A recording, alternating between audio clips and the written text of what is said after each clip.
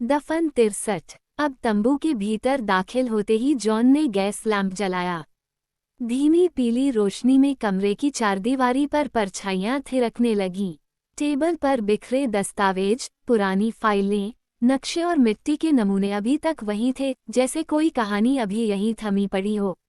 शेखावत ने पास की कुर्सी पर बैठते हुए दस्तावेजों पर नजर दौड़ाई। तंबू की नीम रोशनी में टेबल के चारों ओर बिखरे दस्तावेज और मिट्टी के सैंपल अब भी वैसे ही थे। गहरी रात की खामोशी में जब अनिकेत ने माहिरा की दफन होने की बात सुनाई, तब शेखावत की भौहें एक बारगी सख्त हो गईं। उसके चेहरे पर ताज्जुब और गुस्से की लकीरें एक साथ उभरीं। कुछ सेकंड तक गहरी चुप्पी के बाद शेखावत ने सीधा सवाल दागा। प्रोफेसर साहब, एक बात अभी तक मैं समझ नहीं पाया। आपने जिक्र किया था कि आपके दादाजी का नाम इस खुदाई से जुड़ा है। ये बात कभी आपने खुलकर नहीं बताई। आखिर इस साइट का आपके दादाजी से क्या रिश्ता है? अनिकेत हल्की सांस छोड़ते हुए चुपचाप टेबल की दराज में हाथ डालता है। कागजों के नीचे से एक पुरानी सी, हल्की मटमैली तस्वीर निकालकर शेखावत और जॉन के सामने रख देता है। तस्वीर में एक पुराना, आधे से ज्यादा जर्जर हो चुका मंदिर दिखाई देता है। मंदिर की दीवारों पर अजीब सी शिल्पाकृतियां और गर्भगृह के पास एक व्यक्ति ध्यान मुद्रा में बैठा था। शेखावत ने तस्वीर को उलट पलट कर देखा। ये मंदिर, ये कहाँ का है? अनिकेत ने शांत स्वर में कहा। काशी के पास माझीपुरवा इलाके का। ये तस्वीर मुझे उसी लाइब्रेरी की तहखाने से मिली थी जहाँ से केस ने करवट ली, और यह व्यक्ति जिसे आप देख रहे हैं, ये मेरे दादाजी हैं। शेखावत एक पल के लिए तस्वीर पर ठिठक गया। उसकी नज़र उस आदमी के चेहरे पर अटक गई। वही चेहरा, वही गंभीर निगाहें जो अनिकेत की आंखों से हूबहू मेल खा रही थीं।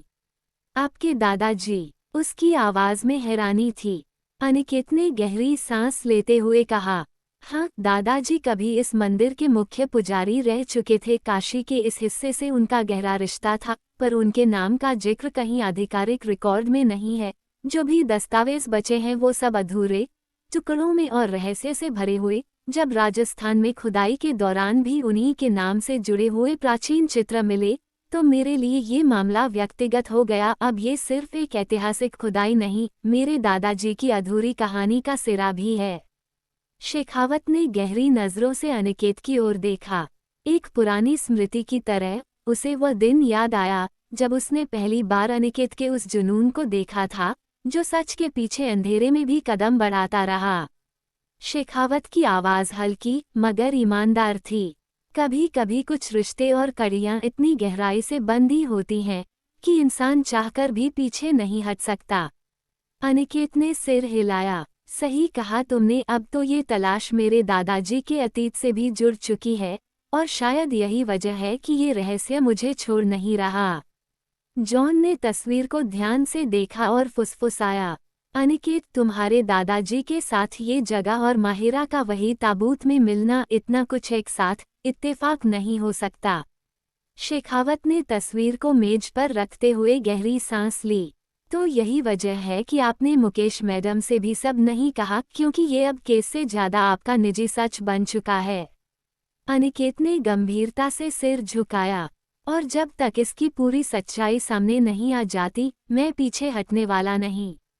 शेखावत की आंखों में एक पल को पुराना अनुभव झलक गया। हाँ, मुझे यकीन है प्रोफेसर, आप अब यूं ही किसी सामान्य वजह के लिए उलझे नहीं होंगे, और मैंने आपके साथ काम करके ये भी सीखा है कि जिन सवालों का जवाब किताबों में नहीं मिलता, उन्हें वक्त खुद सामने लाता है। तीनों के बीच मौन फिर से गहरा जाता है। तब जॉन ने कहा, तो अब समझ में आ गया शेखावत, ये कहानी जितनी पुरानी है उतनी ही जिद्दी भी। शेखावत ने हामी में सिर हिलाया। और अब मैं खुद देखूंगा कि इस कहानी में आगे क्या छिपा है। कल मुकेश मैडम जब आएंगी, उससे पहले कुछ सच हम ही निकालेंगे।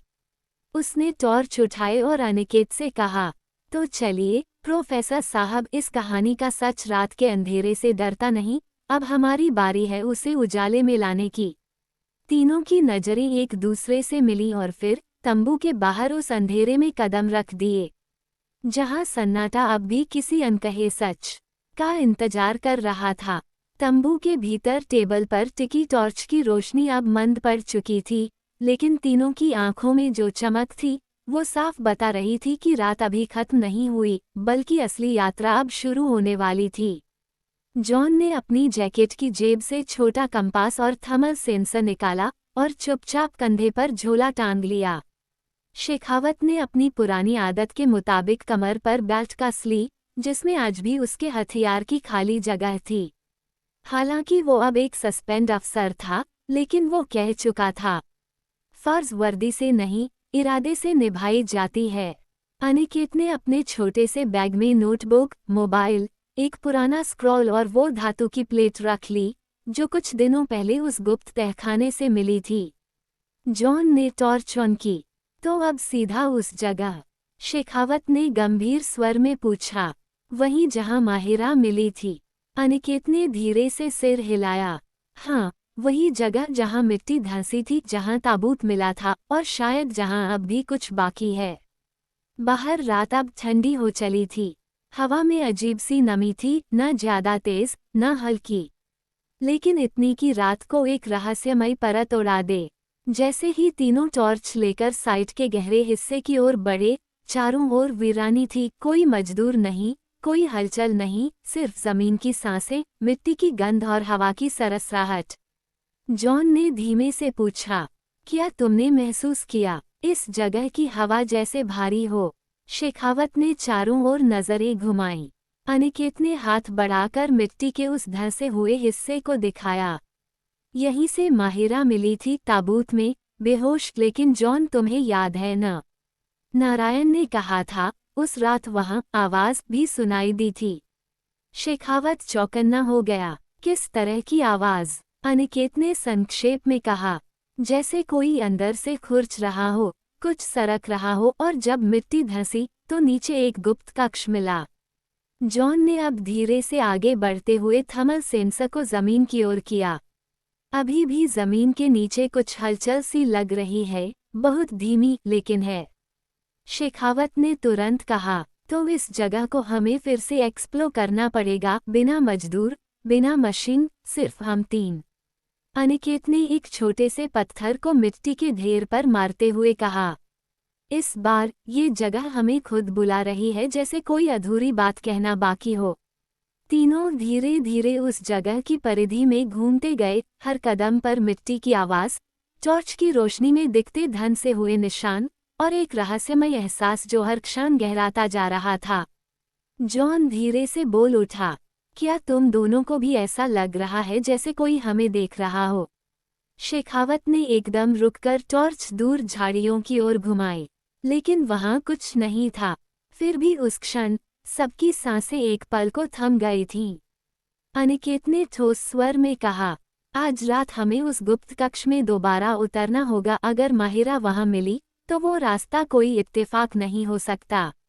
शेखावत ने मुस्कराते हुए कहा, चलो फिर इस बार मैं सबसे पहले उतरता हूँ, ताकि कोई कह न सके कि अब मैं पुलिस में नहीं हूँ तो डर गया। तीनों ने टॉर्च की रोशनी में जमीन के उस हिस्से को ढूंढ निकाला जहां से पिछली बार ताबूत निकला था। अब नीचे उतरने की तैयारी शुरू हो चुकी थी। क्या इस बार नीचे कुछ और मिलेगा, या जो आ चुका है वो अब बाहर है? कहानी आगे जारी रहेगी। कहानी पसंद आने पर लाइक करें, सब्सक्राइब करें और अपने मित्रों से साझा करना न भूलें। धन्यवाद।